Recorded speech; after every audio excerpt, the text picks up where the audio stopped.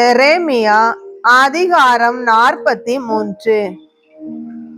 அவர்களுடைய கடவுளாகிய ஆண்டவர் எரேமியா வழியாக சொல்லி அனுப்பிய எல்லா சொற்களையும் மக்கள் அனைவருக்கும் அவர் அறிவித்து முடித்தார்.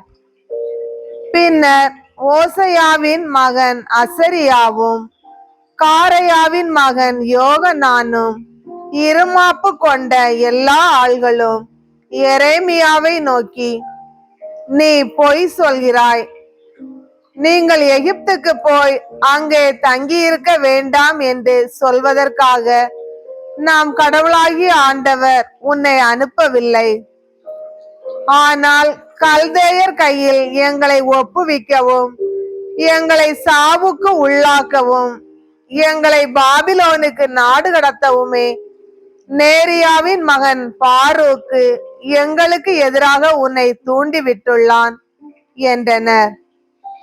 எனவே காரையாயின் மகன் யோகனானும் எல்லா படைத்தலைவர்களும் மக்கள் அனைவரும் ஆண்டவரின் குரலுக்கு செவி கொடுக்கவில்லை. அதாவது யூதேயாவிலேயே தங்கவில்லை. காரையாயின் மகன் யோகனானும் படைத்தலைவர்கள் அனைவரும் யூதா நாட்டில் வாழும் பொருட்டு தாங்கள் விரட்டி அடிக்கப்பட்டிருந்த அனைத்து நாடுகளினின்றும் திரும்பி வந்திருந்த யூதாவில் எஞ்சினோர் அனைவரையும், அதாவது ஆண் பெண் சிறுவர் அரசனின் புதல்வியர் ஆகியோரையும் சாப்பானின் பேரனும் அகிகாமின் மகனுமான கெதலியாவின் பொறுப்பில் மெய்காப்பாளரின் தலைவர் நெபுசரதான் விட்டு வைத்திருந்த எல்லாரையும் இறைவாக்கினர் எரேமியாவையும் நேரியாவின் மகன் பாரூக்கையும் கூட்டிக் கொண்டு எகிப்து நாட்டுக்கு போய் தகபனேசை அடைந்தனர். ஏனெனில் அவர்கள் ஆண்டவரின் குரலுக்கு செவி கொடுக்கவில்லை. தகபனேசில் ஆண்டவரின் வாக்கு எரேமியாவுக்கு அருளப்பட்டது.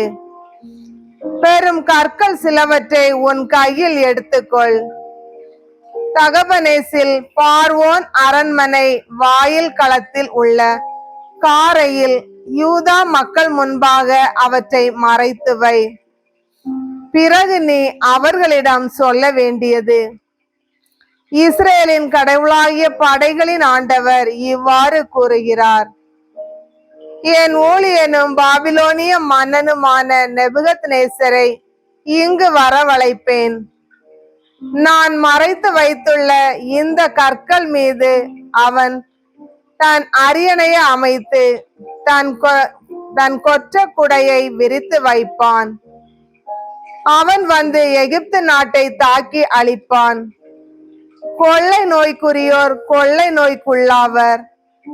நாடு கடத்தலுக்குரியோர் நாடு கடத்தப்படுவர். வாளுக்குரியோர் வாளால் மாழ்வர்.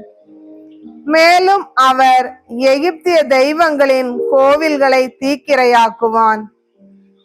அத்தெய்வ சிலைகளை எரித்து தூக்கி செல்வான். இடையன் தன் ஆடைகளை துப்புரவு செய்வது போல் அவன் எகிப்தை துப்புரவு செய்வான். அங்கிருந்து நலமே திரும்பி செல்வான். எகிப்து நாட்டில் உள்ள பெத்சமேசின் தூண்களை அவன் தகர்த்தெறிவான். எகிப்திய தெய்வங்களின் கோவில்களை தீக்கிரையாக்குவான்.